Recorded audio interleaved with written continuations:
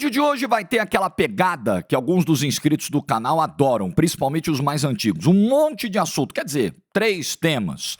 Vitória do Santos, empate do Corinthians e a história do Vasco Matos, que melou no Botafogo. Não é possível que no meio da conversa o cara omitiu uma informação tão importante assim.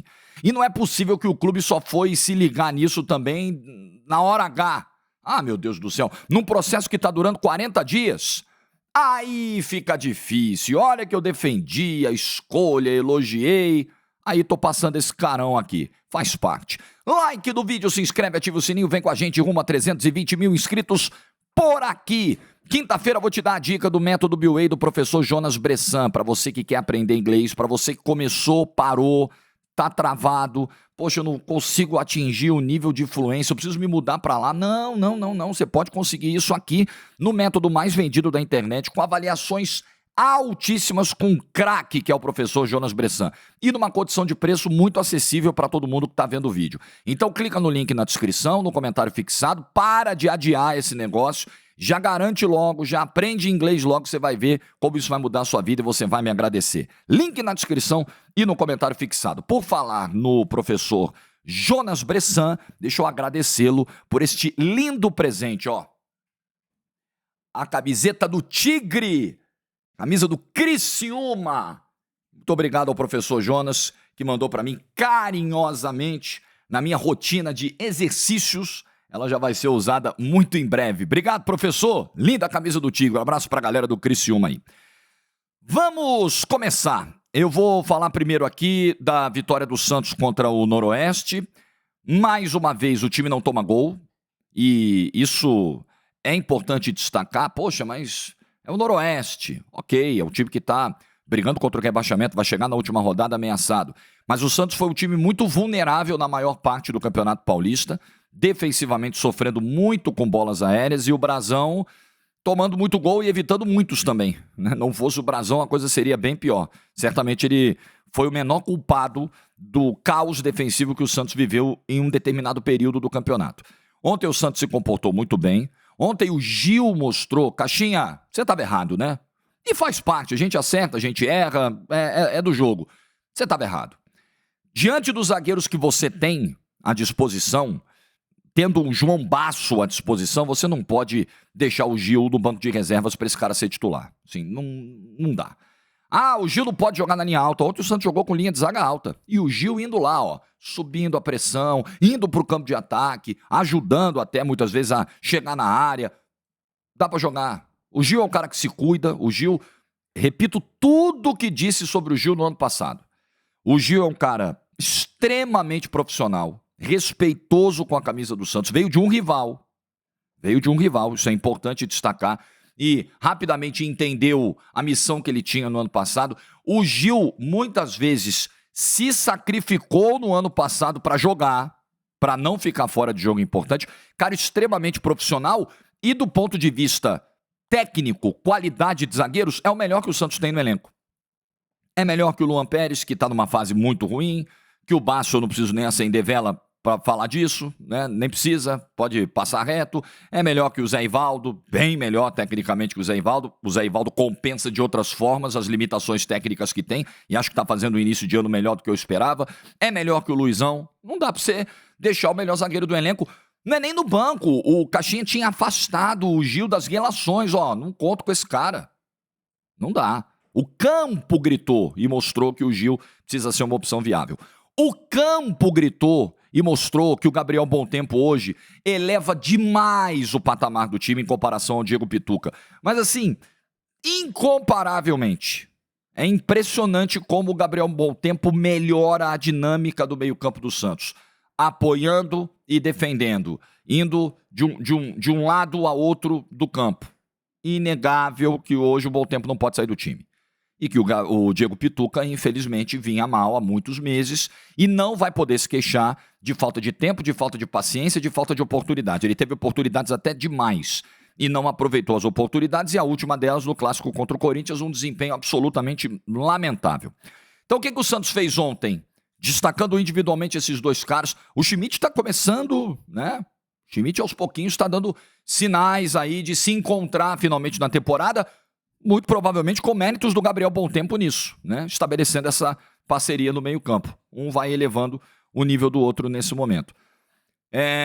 E mais duas coisas a gente tem que destacar do jogo de ontem. Além do time ter sido mais seguro defensivamente, Jorge, é o Noroeste. Amigão, é a realidade que eu tenho para analisar. Quando chegar o Campeonato Brasileiro, aí a gente vai entender melhor como o Santos vai se medir contra equipes de nível muito maior. Mas a realidade que eu tenho hoje, ou então eu paro de fazer vídeo em fevereiro, eu começo a fazer vídeo só em março. Não tem o que fazer, gente, é o Campeonato Paulista. Dentro dessa realidade, com esses clubes, o Santos se complicou. O Santos perdeu pro Velo Clube, pra você ter uma ideia. Um dos piores times do campeonato, que ontem arrancou um pontinho lá em Campinas no último segundo. O Santos perdeu pro Velo Clube. Então, vamos lá. O Santos, além de ter sido ontem um time mais seguro defensivamente, passa a se tornar aos poucos um time mais seguro defensivamente. Essa melhora é visível. O Santos também foi um time que produziu muito na frente. O Santos foi um time que finalizou 20 vezes no jogo, teve volume de oportunidades e foi um time que fisicamente também terminou o jogo muito melhor do que vinha terminando. O Santos definhava no segundo tempo. Para mim, um exemplo mais assustador disso é o clássico contra o Palmeiras, quando o time inteiro, do goleiro ao ponto esquerda, o time todo morre aos 25 do segundo tempo. Morreu todo mundo, acabou o time, todo mundo com a língua de fora, com metade do segundo tempo para jogar. Resultado, tomou o gol na última bola e perdeu o jogo dentro de casa. Então, fisicamente, é possível ver também uma melhora. Isso, evidentemente, é fruto do atraso do planejamento, do calendário caótico que temos. A culpa também não é só do Santos. O Campeonato Brasileiro, se bem que para o Santos, o Brasileiro terminou em novembro, né? Porque ele jogou a Série B e ele subiu com antecedência. Para os clubes da Série A, ele só terminou 9 de dezembro. E o Paulista começou 14 de janeiro. Não dá para esperar ninguém voando fisicamente. Mas o Santos estava... Todo mundo chegou abaixo. Todo mundo, vamos combinar que todo mundo começou a temporada fisicamente abaixo, porque é impossível... Estou falando dos grandes, né? Porque é impossível... Sem pré-temporada, porque aqui não existe pré-temporada, você começar voando, vamos combinar, beleza. Mas o Santos começou abaixo dos demais. O Santos estava 2, 3 casas abaixo fisicamente de todo mundo, dos grandes. E hoje o Santos termina os jogos sem estar com a língua de fora, termina os jogos pressionando. E por falar em terminar jogo pressionando, impressionar durante o jogo, é outro Soteldo. Não sei se é o efeito Neymar. Soteldo conversou com a TNT Esportes depois da vitória contra o Água Santa e falou, olha, a gente tem conversado, a gente tem que correr pelo Neymar, a gente tem que ajudar, todo mundo tem que voltar. Pode ser, porque é outro Soteldo. Caixinha falou isso na coletiva do domingo, lá na Vila Belmiro, com absoluta razão. E ontem o Soteldo foi o melhor em campo, construindo muitas jogadas, gerando o jogo e recompondo, e dando combate muitas vezes. Então é outro jogador, é outro cara. O Guilherme continuou numa fase esplendorosa no quesito finalização, artilheiro do Campeonato Paulista, guardou mais um ontem. Tem ainda uma dificuldade do Guilherme com geração de jogadas, com construção, com condução, com tomada de decisão, né, nessa fase ofensiva, mas dentro da área, no último toque, no arremate, na finalização, o Guilherme está num momento realmente iluminado. E o Neymar ontem, mais uma vez, chamando o jogo, tomando pancada, tentando muitas vezes, algumas vezes errando, algumas vezes acertando, ainda nesse processo. Eu pensaria... Até porque a rodada hoje pode classificar o Santos, né? Se o Red Bull Bragantino e a Portuguesa não vencerem os jogos, o Santos está dentro. Eu pensaria, perderem os jogos, eu pensaria em não levar o Neymar domingo para Limeira, ainda mais se a classificação for matematicamente assegurada hoje. Não só pela questão do gramado de Limeira, mas pela questão do descanso, da recuperação. Neymar vem quarta, domingo, 5 jogos seguidos, jogando 90 minutos, né? Já agora mais tempo, né? Ficando mais tempo em campo, titular em Novo Horizonte, de Novo Horizonte para cá, né? Ele só não foi titular na estreia, de Novo Horizonte para cá, ele foi titular e ficou, se não 90 minutos, 75, 80 minutos. Acho que nessa questão da dosagem da carga, é importante segurar o Neymar na última rodada e tê-lo nas quartas de final, onde provavelmente o Santos estará. Mas olha, coisas estão acontecendo. A ideia do Caixinha finalmente está sendo colocada em prática. E só está sendo colocada em prática e só está dando resultado porque o Caixinha parou de sabotar o próprio trabalho. optando por jogadores muito ruins. Não dá. Não dá para você... Não dá para ser feliz com o Léo Godoy, com o João Basso, com o Diego Pituca na fase que tá. Não dá. E o Caixinha demorou para entender isso. Colocou o seu cargo em risco, inclusive. Corrigiu essa rota. E o Santos melhorou. A ideia está aí desde a primeira rodada. Ela não vinha sendo executada por vários motivos. Pelas decisões do Caixinha, pelo aspecto físico do time, né, pelo status físico do time. Aos poucos as coisas vão melhorando. É um time que pode brigar pelo título paulista. É um time que pode brigar pelo título brasileiro? Aí eu acho que não. Aí eu acho que falta muito ainda, até pela distância, até pela comparação com os rivais, que investem mais, que têm elencos melhores, que têm orçamentos maiores. Mas para brigar pelo Campeonato Paulista, num tiro curto, mais 4 jogos, né? Imaginando que contra a Inter de Limeira o Santos já esteja bem tranquilo. É um jogo de quartas, um de semifinal e 2 finais. Por que não? Tá na briga. Tá na briga. E ontem o Dorival estava na Vila, né? Foi lá avaliar o Neymar e tal. E eu sigo com a minha opinião, que é uma, e a minha impressão, a minha sensação, que é outra. Minha opinião, eu não convocaria o Neymar para a data FIFA de março ainda. Mesmo o Neymar pegando o ritmo a cada jogo, evoluindo, melhorando, eu acho que é um estágio ainda muito inicial do processo de recuperação. São jogos de um nível muito difícil, né? Argentina e Colômbia, eu não convocaria agora. Nem se a data FIFA fosse em fevereiro, nem se fosse em março, como será. Não convocaria. Mas o que eu acho que vai acontecer é que o Neymar vai ser convocado. Se ele não tiver machucado, se ele estiver jogando quarta, domingo, titular no Santos, entrando em campo, fazendo um golzinho aqui, dando uma assistência ali, o Dorival vai convocar, pela importância do Neymar e pela necessidade que ele tem de dar uma resposta rápida em termos de resultado e performance na seleção brasileira. Mas eu, nesse momento, não apressaria as coisas e não convocaria o Neymar. Ok? Vamos falar do empate do Corinthians ontem. Vocês lembram que na quinta passada, depois do clássico entre Corinthians e Santos, eu disse aqui, poxa, o Corinthians me passou a impressão de um time que intencionalmente segurou o ritmo da partida para pensar na Libertadores e se poupar para uma viagem que é dura, é a pior logística hoje possível dentro do continente sul-americano, é viajar para a Venezuela, por todas as questões econômicas, sociais, políticas do país, é difícil ir para lá. Então é uma logística complicada, talvez você vai pegar lá um campo ruim e tal. Acho que o Corinthians está segurando a onda. E até colocou a vitória em risco contra o Santos por essa postura, por não ter matado o jogo no início do segundo tempo. Quando tinha condições para isso, tomou o 2-1 e ficou tomando sufoco até o final, mas ganhou o jogo. Ali eu entendi, ok. Se foi um risco corrido, um risco calculado, que tem alguma lógica. Beleza. E ontem, como é que a gente explica a postura do Corinthians? Aí não tem o que fazer. Se poupou para a última rodada do Paulista? Se poupou para o jogo da volta, quarta-feira que vem? Não, né? O Corinthians ontem foi um time que foi pouco agressivo, foi um time passivo, muitas vezes, sabe aquela coisa do freiozinho de mão puxado? E talvez uma sensação de que, beleza, a gente não precisa de tanta intensidade assim, porque nós vamos ganhar o jogo. O gol vai sair a qualquer momento. Pareceu muitas vezes isso. O Corinthians deu essa sensação muitas vezes no jogo de ontem, de um certo até desleixo ou desinteresse com o jogo de ontem. A Universidade Central da Venezuela é um time que até anteontem eu não conhecia. Anteontem, modo de dizer, né? Até o Corinthians ter definido esse adversário aí pelo caminho, né? Eu não fazia ideia da existência desse time. Meu Deus do céu, Universidade Central da Venezuela. Mas, amigo, é mata-mata, é Libertadores, você tá jogando na casa dos caras, você é muito superior, e quando você é muito superior ao adversário, não tem conversa, você tem que ser intenso. A melhor maneira de você respeitar um adversário que é muito inferior é enfiando um monte de gol nele, é jogando com seriedade. E mais do que isso, esquece o adversário, é a competição, amigo. É a principal competição do ano, é a Libertadores da América. E a Libertadores pro Corinthians começa antes do que dos outros.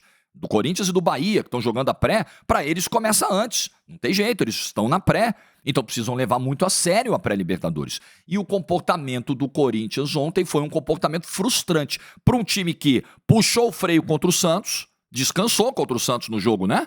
Para um time que não jogou no fim de semana contra a Portuguesa, caramba, a performance de ontem ficou muito abaixo daquilo que se imaginava. Muito, muito, muito abaixo. Então, óbvio que eu acho que o Corinthians vai virar aqui na semana que vem. Acho que o Corinthians vai passar e bem pela Universidade Central da Venezuela. Mas é o tipo do resultado que, dada a superioridade do Corinthians, a qualidade do Corinthians, fica feio, né? A postura não é uma postura aceitável. Porque numa dessa, meu amigo, beleza, dá para reverter e acho que ok. Mas numa dessa, você joga assim fora de casa um outro confronto, não consegue trazer nenhum empate, perde um jogo numa bola vadia, num gol contra, como foi ontem, na infelicidade, né? Depois da defesa a bola bate no João Pedro e entra, e aí você não consegue fazer o resultado depois, como é que fica? Aí vem uma retranca desgraçada pra cima de você dentro de casa, você fica ali martelando, a bola não entra, o tempo passa, vem o desespero e você pode cair fora por uma postura ruim, por uma abordagem de jogo ruim na primeira perna do confronto. É um confronto de 180 minutos, não é só de 90. Dá pra virar em casa? Dá. Acho que vai virar em casa? Acho que vai passar bem, acho que vai ganhar por uns 3-0 dentro de casa, quarta-feira que vem. Mas não dá para dar sopa pro azar. Não pode. O futebol de hoje ainda existe uma distância grande dos clubes com orçamento maior para aqueles pobrezinhos. Existe, claro que existe, mas essa diferença ela tá achatando. Né? Os adversários de menos investimento estão encontrando formas de neutralizar cada vez mais os adversários poderosos. Então, eu não daria sopa pro azar. Eu não gostei da postura do Corinthians ontem. Acho que muito torcedor corintiano não gostou. Como é que você vai administrar um jogo que você... O jogo tá 0-0, pô. O Corinthians partiu por uma de administração de placar. Não, beleza, vamos aqui controlar e tal. Pô, o jogo tá 0-0. Aí quando o chute do Granco saiu na bola que o Sousa achou nas costas do Mateuzinho, aí o Corinthians, peraí, o André Ramalho teve que salvar em cima da linha. Aí o Corinthians parece que deu uma acordada, assim, opa, beleza. 3 minutos depois, Memphis, Carrilho, chute do canto direito, gol. Aí, beleza. Precisou tomar o sustinho aos 34 para abrir o placar aos 37. Depois parou de novo. Depois o Corinthians entrou naquela... Beleza, vamos continuar, nada de intensidade, modo Jaiminho Carteiro, vamos evitar a fadiga. Era só, cara, era nítido. Quando o Corinthians tomou o susto no primeiro tempo, que ele deu uma acelerada, pum, gol, era nítido, era só fazer isso. Que ele tinha condições de fazer o segundo e matar o confronto, matar o jogo, pelo menos, não o confronto, mas o jogo, trazendo uma vitória por 2 gols de diferença, ou até que tomasse o gol no segundo tempo, mas trazendo uma vitória. O jogo tava a feição. A diferença de qualidade é grande. E o Corinthians não aproveitou. Simplesmente não aproveitou e ficou nessa situação. E aí toma o gol no segundo tempo. Né? Aos 30 do segundo tempo. O tempo vai passando, você não mata o jogo. E aí você fica naquela passividade. O camarada faz o cruzamento. O Zapata chega. O Mateuzinho e o André Ramalho estão ali olhando a vida passar. O cara subiu no meio dos dois. Aí o Hugo Souza fez a defesa, a bola bateu no João Pedro e entrou. 30 do segundo tempo. Pouco tempo para você reagir. Pouco tempo para você tentar alguma coisa e acabou não conseguindo depois e voltou para casa com um empate. Finalizou menos que a Universidade Central da Venezuela. Foram 13, segundo o SofaScore, 13 finalizações do time venezuelano contra 12 do Corinthians. Vamos combinar aqui. Diante desse quadro, falar em injustiça é complicado no futebol, mas assim, o Corinthians cavou esse empate. O Corinthians pediu por esse tropeço. Diante do seu comportamento, da sua postura ontem, o Corinthians implorou, beleza, não vamos ganhar não, empata o jogo aí, Universidade Central, e ele tomou um empate. E aí você vai lembrar, não só do jogo de ontem, do jogo contra o Santos, mas em outros momentos no Campeonato Paulista, o Corinthians passou por isso, e a gente está no início de temporada, e a galera está dosando o gás, e a rotação não é a ideal ainda, ninguém está voando fisicamente, não temos pré-temporada do Brasil, tudo isso que eu acabei de falar, inclusive no vídeo sobre o Santos. O Santos até sofreu mais do que os outros. Eu sei que esse contexto faz parte também da vida do Corinthians na temporada. Todo mundo está passando por isso. Mas observe, contra o Velo Clube, o Corinthians passou perrengue, teve que correr depois de tomar o gol para ganhar o jogo. Contra o Água Santa, o Corinthians estava com um jogo tranquilo e depois a coisa deu uma assustada. Contra o Noroeste, contra o Santos, no clássico que a gente citou. Então, não foi a primeira vez, não foi a segunda, não foi a terceira. Eu acho que é o tipo do resultado quando acontece no Campeonato Paulista esse tipo de coisa e você acaba saindo com a vitória, isso fica meio que minimizado, fica no segundo plano. Quando acontece na Libertadores contra um time muito frágil e você não consegue ganhar, eu acho que desperta um sinal de alerta. Alerta. Postura, bola o Corinthians tem, grandes jogadores o Corinthians tem, um excelente time titular o Corinthians tem, mas o comportamento precisa ser agressivo o tempo todo, ou enquanto o jogo não estiver definido. Depois que você define o placar, você abre 2-0, abre 3-0, você pode dar uma relaxada, uma descansada dentro do jogo, o que não dá é para administrar 0-0. O Corinthians ontem entrou numa parada de eu vou administrar o 0-0. Gente, isso não existe.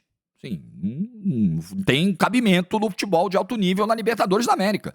Pode ser com o time venezuelano, boliviano, peruano, pode ser com qualquer um. Isso simplesmente não existe. Então, acho que fica uma lição que o Corinthians com certeza vai aprender e a postura eu imagino que será completamente diferente. Qualquer coisa diferente de um Corinthians mordendo, agressivo, encurralando os caras desde o primeiro minuto da quarta-feira que vem, vai me surpreender muito, porque o Corinthians está devendo, pelas atuações nos 2 últimos jogos e pelo empate de ontem, o Corinthians ficou com um déficitzinho com a sua torcida e precisa correr muito na quarta-feira que vem, ganhar e ganhar bem. Classificar vai, mas com essa disparidade, tem que classificar jogando bem, ganhando com folga. É isso que eu acho que vai acontecer na quarta-feira que vem.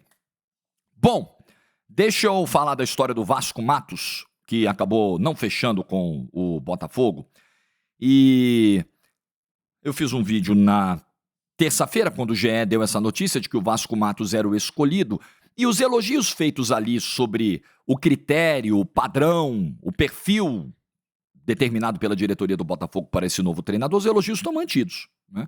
É coerente com quem contratou Arthur Jorge, com quem contratou Luiz Castro, e eu faço essa análise apenas dos técnicos que foram escolhidos com calma, não Bruno Lage, que foi um atropelo, Thiago Nunes também, que foi o atropelo do atropelo, falando das escolhas com tempo, planejadas que o Botafogo fez. Faria total sentido, estaria coerente dentro de uma linha de treinadores portugueses, treinadores emergentes, jovens, principalmente os 2 últimos, né? O Arthur Jorge e o Vasco Matos, até mais jovem que o Arthur, 44 anos. Enfim, agora, nesse vídeo foram feitas críticas também à lentidão desse processo. É importante conversar, é importante fazer as entrevistas, o Textor prefere capitanear esse projeto, tem a conversa ali no olho a olho, teria conversado com outros nomes, Tite, Mantini, Tata Martino, André Giardini e tal. Ok, mas esse processo não pode demorar tanto, não pode demorar 40, 50 dias, colocar em risco 2 títulos no início da temporada, um já perdeu e o outro vai ser difícil ganhar nesse contexto, que é a Recopa, que começa hoje contra o Racing, né? Então, tudo isso a gente pontuou. E eu serei obrigado, com o que tenho de informações aqui, a fazer mais uma crítica a esse processo. Porque o Botafogo diz que o Matos omitiu a ausência de licença Pro. O Vasco Matos não teria dito que não possui as licenças para disputar, por exemplo, uma Libertadores da América. Então, com todo respeito, o Botafogo, mas assim, você precisa se cercar de todas essas informações na hora de contratar um profissional. Isso é básico. Qualquer empresa, quando vai contratar um profissional, ela se certifica das qualificações desse profissional. Ela precisa saber, e aí nós não estamos falando só de competência, mas nós estamos falando de uma questão legal. Para atuar em determinadas competições a nível internacional, o treinador precisa ter a licença para isso. Se ele não tiver a licença, esquece. Então ele não tem a licença Pro da UEFA, que equivale à licença Conmebol Pro, e aí com isso ele não podia treinar o Botafogo nem na Libertadores, nem no Mundial de Clubes. Isso é o básico para começar a conversa. Desculpa, Botafogo. Peraí, Vasco Matos, tudo bem? Aqui é o Textor, prazer. Vamos conversar, mas deixa eu só saber um negócio aqui pra gente. O ponto de partida da nossa conversa. Você tem as licenças aí? Você tem a licença Pro da UEFA para poder trabalhar, para treinar o time no Mundial? Pô, gente, o Botafogo vai jogar o Mundial, gente, o Mundial de Clubes. E ele ficou conversando com o técnico, ele gastou dias de conversa com o técnico, de acerto verbal, acerto salarial, para depois... Ih, será que ele tem a licença? Gente, desculpa, não dá para dizer que esse processo foi perfeito. E aí, isso me bateu num lugarzinho ali de memória que eu não gostei. Quando eu voltei a dezembro. Quando o Botafogo alugou um avião Ah, Jorge, as coisas não têm a mesma natureza. Vocês precisam entender o nível de comparação que a gente está fazendo, tá? É igual a história ontem da altitude com sintético. Você está comparando altitude com sintético? Não, pelo amor de Deus. O que você está comparando é que tanto numa situação quanto na outra, existe a chancela da FIFA para que a coisa aconteça. Meu Deus do céu, mas não é difícil. O raciocínio não é tão complexo, gente. O vídeo não é para Einsteins. O vídeo é para gente normal como eu e como você, por favor. Então vamos lá. Em dezembro, Botafogo foi jogar o Intercontinental, o Mundial. Aí alugou um avião.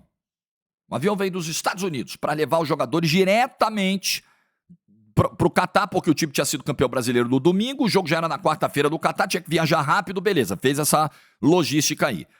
Ah, o avião do New England Patriots, baita de um avião confortável. Quando chegou o avião, não era o avião que o Botafogo esperava. Era um avião desconfortável, pouquíssimas poltronas reclinavam, aí tem aquela foto do John com as pernas pro alto, teve jogador que precisou deitar nas fileiras, teve jogador que não conseguiu e foi pro chão, porque as fileiras estavam ocupadas, assim, um horror. Um erro claro de logística, de planejamento, de execução. Não é possível que o Textor não tinha um funcionário para chegar lá nos Estados Unidos e falar, o avião é esse mesmo, hein? Tá certinho. Tô viajando, inclusive, junto com ele pro Rio aí. Então, tô liberando. Pode ir. Tá tudo certo. Não é possível.